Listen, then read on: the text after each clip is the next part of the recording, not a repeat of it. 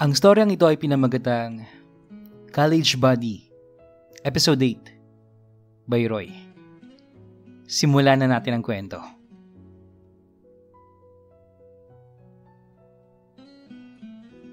Oo nga, sabay taas ng kamay ko. Promise, ano ba kasi yun, Bobby? Tanong ko sa kanya. Dumikit siya lalo sa pagkakaupo sa akin at pabulong na sinabing, Roy, gusto kasi kita eh. Gustong gusto. Hindi ko alam, basta gusto kitang makita araw-araw.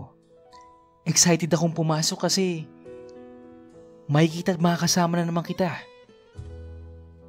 Nakayo kong sabi ni Bobby noon. Ha?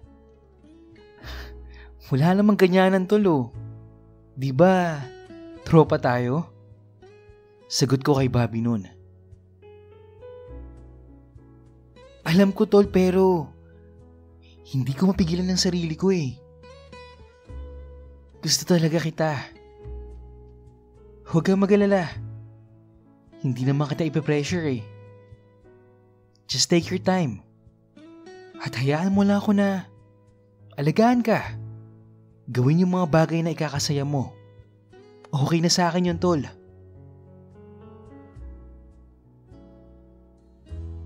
Inakbayan ko siya at sabay-sabing, sige tol, payag ako na ganun yung setup natin pero huwag masyadong OA ha. Baka makahalata yung ibang tropa eh. Alam mo naman na we need to take extra careful para di masira yung samahan ng tropa. Okay ba yun sa'yo, tol? Tumingin siya sa akin at sabay-sabing, oo naman, Roy. Salamat ha. Maraming salamat at pinagbigyan mo ako. Can I ask one more favor? Muli niyang tanong. Oh, ano naman yun? Tanong ko ulit sa kanya. Pwede bang makakiss kahit sa pisngi lang? Ano? Ang bilis mo naman. Sige na, Royo. Kahit isa lang. Please. Sige na nga. Isa lang ah. At hinalikan na nga niya ako sa pisngi. Yes! Ang sarap naman, Roy. Thank you ah. Sigaw ni Bobby na talaga namang tuwang-tuwa siya. Uy, shh! Huwag kang maingay kasi baka may makarinig sa'yo. Saway ko sa kanya nun. Nagyayaan mo ako na mag-dinner. Sabi ko naman, sure. Kasi kanina pa ako nagugutom eh. Nakangiti kong sabi kay Bobby nun. Tumayo na kami at inakbayan niya ako habang pupunta sa isang resto para mag-dinner nun. Ewan ko ba? It felt good after na mag-usap kami ni Bobby. Feeling ko para akong nakawala sa isang kulungan. At malayang-malaya na. Ang gaan kasi kausap ni Bobby eh. Masaya, tapos maloko rin. At tipong baby pa. Palibasa, bunso kaya ganun ang aura at kilos niya. Ang totoo niyan, gumagaan ang pakiramdam ko. At nalilimutan ko ang mga masasakit at magulong buhay ko. Mula nung mawala si Papa at nang hindi nagparamdam si Dan ng mga sandaling yun. Speaking of Dan, unti-unti na akong nakakilos ng maluwag at magaan sa pakiramdam. Magmula nang hindi ko na laging kinakausap siya. Very civil na lang muna ang pakikutungo ko sa kanya. At minsan, mas gusto ko pang kasama si Bobby kasi napapasaya niya ako. At nadadala ako sa pagiging masayahin niya.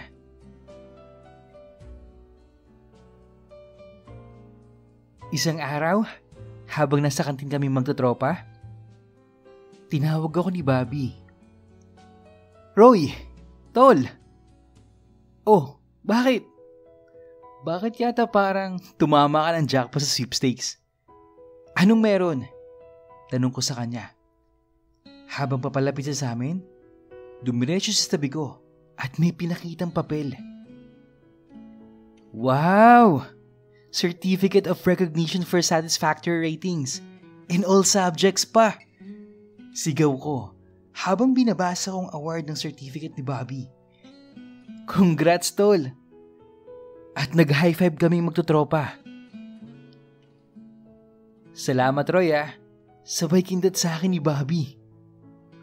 Oh, bakit si Roy lang pinasasalamatan mo, tol?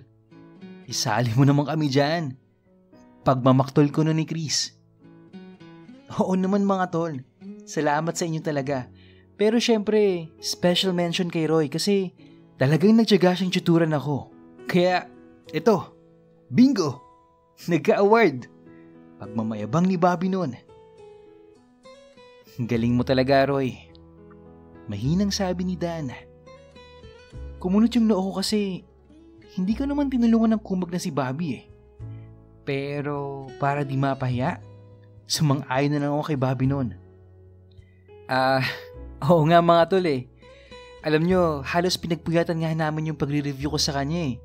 Sabi ko sa kanila na nakatingin kay Bobby. So, dapat tayo mag-celebrate. Sigaw ni Jerome. Oo nga. Sabay-sabay naming sabi. At sabay din tingin kay Bobby noon. Oo ba? I'll talk to my parents. And I will let you know guys when and where yung party. Okay ba yun? Tanong ni Bobby sa tropa. At nag-thumbs up at umuo kaming lahat. Samantala, napansin kong hindi mapakali si Dan. At maya-maya pa ay... mga tol. Excuse me muna. Pupunta lang muna ako ng CR. Naiihi kasi ako sa excitement eh. Pilit niyang ngiti at mabilis na umalis si Dan. Ilang saglit pa ay bumalik na siya sa amin. At meron akong nahalata sa mga mata niya. Umiyak ba siya? O napuwing lang? Sabi ko sa isip ko noon. Napansin din yun ni Rowel. Tol, anong nangyari sa'yo? Bakit parang namumula yung mga mata mo? Tanong nito kay Dan. Ito ba? Wala. Napuwing lang ako tol kasi may nakaharang palang wire dun sa loob tapos hindi ko napansin. Ayun, saktong tumama sa mga mata ko. Ingat ka kasi next time pare. Sabi ni Bimbo. Tumango lang si Dan noon. Pero hindi ako kumbinsido. Kasi kilala ko si Dan. Hindi yun marunong magtago. Kung anong totoo, ako lang nakakaalam noon. Nakbayan ko si Bobby. Nakinilig naman. At sabay sabing, "Congrats tol ah. I'm so proud of you." Salamat Roy. Roy, sabay na tayong uwi ah. Biglang singit ni Dan. Oo naman Dan, sabay tayong uwi. Sagot ko sa kanya. Na biglang lumiwanag ang mukha niya. Tinignan ako ni Bobby. At tinignan ko na rin na para bang sinasabi ko na, umayos ka Bobby, baka makalata sila. Kagad namang nakuha ni Bobby yun. At sabay ngiting, okay mga tol ah, wait nyo na lang ang announcement ko sa party, kung kailan at kung saan.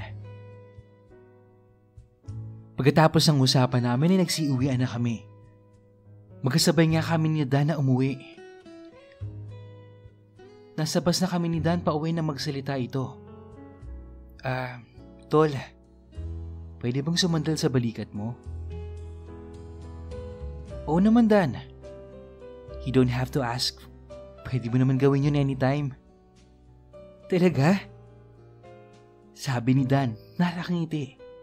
Tumango lang ako at kinabi ko ng ulo niya para isandal sa balikat ko. Nagtatalo na naman ang puso't isip ko. Gusto ko nang halikan si Dan pero naaalala ko na naman yung ginawa niyang pagbabaliwala sa akin during my lowest and darkest moment of my life. Pero, namimiss ko na si Dan eh.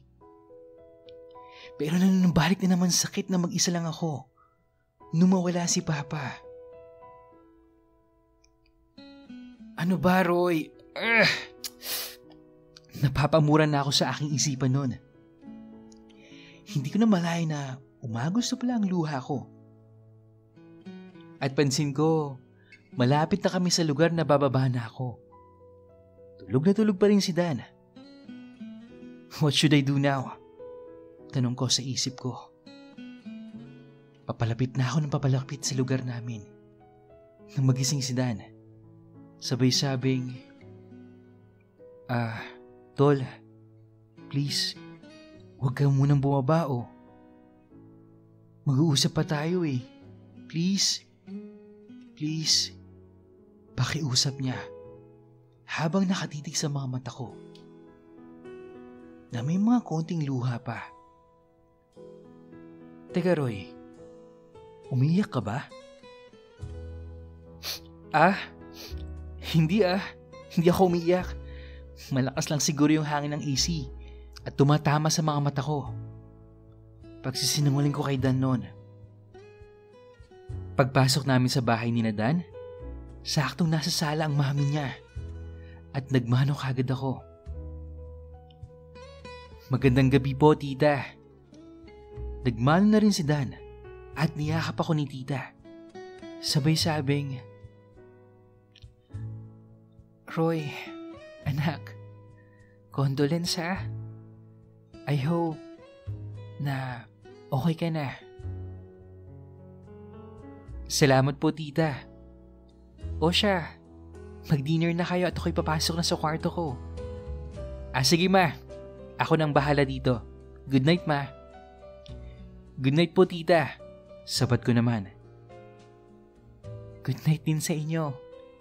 Sabay tungo sa kanyang kwarto. Katatapos namin kumain, siya namang pasok ng kuya ni Dan. Ay, good evening po, Kuya Mark. Bati ko.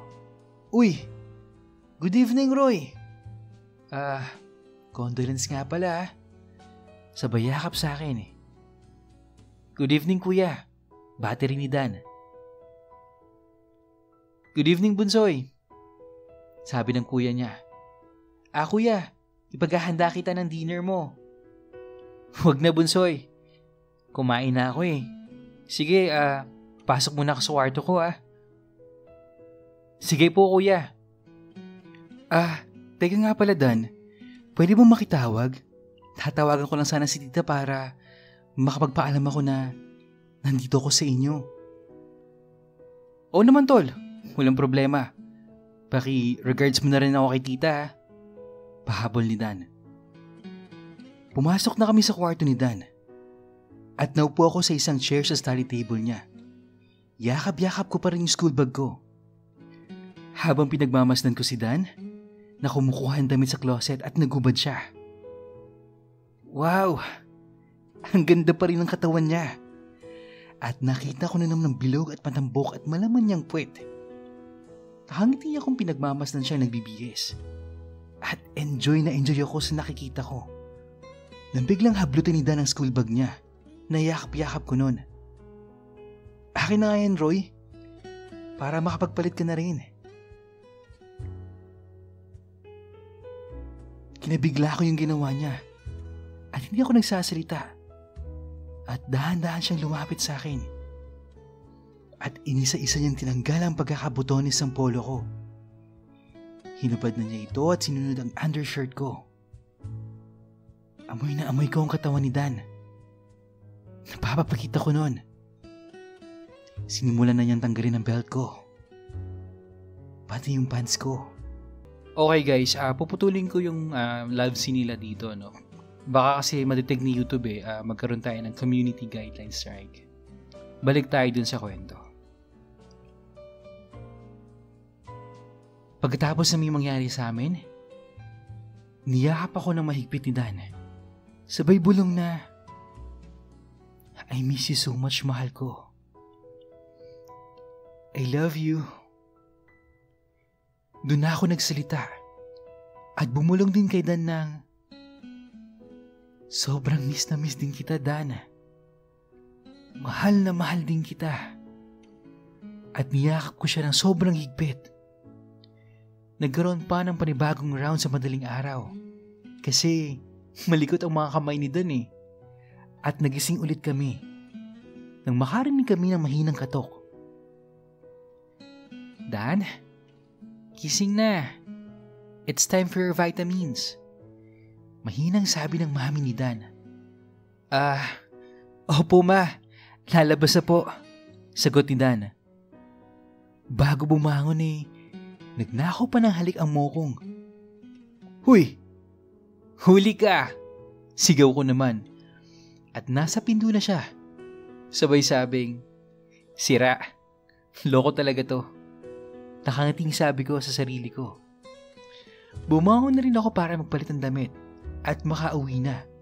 Nang biglang tumulog yung cellphone niya. Binuksan ko yung pinto at tinawag si Dan. Tol, may tawag ka. Patakbong pumunta sa kwarto si Dan at sinagot yung phone. Good morning, Doc. Yes, Doc. Yes. As usual po. Opo, Doc. Yes po. Huwag po kayo mag-alala. Opo. Ayos naman po. I will let you know po. Salamat po, Doc. Yun ang mga salitang narinig ko kay Dan. Thanks, Tol. Lumabas ka na dyan at pag-aalmusal na tayo. Nakangiting sabi ni Dan. Okay po. Lalabas na po. Sagot ko naman. Pero, hindi mo wala sa isip ko yung narinig ko kanina. Sino kaya yun? Hayaan mo na, Roy. Baka naman family doctor lang nila. Sabi ko sa isip ko nun.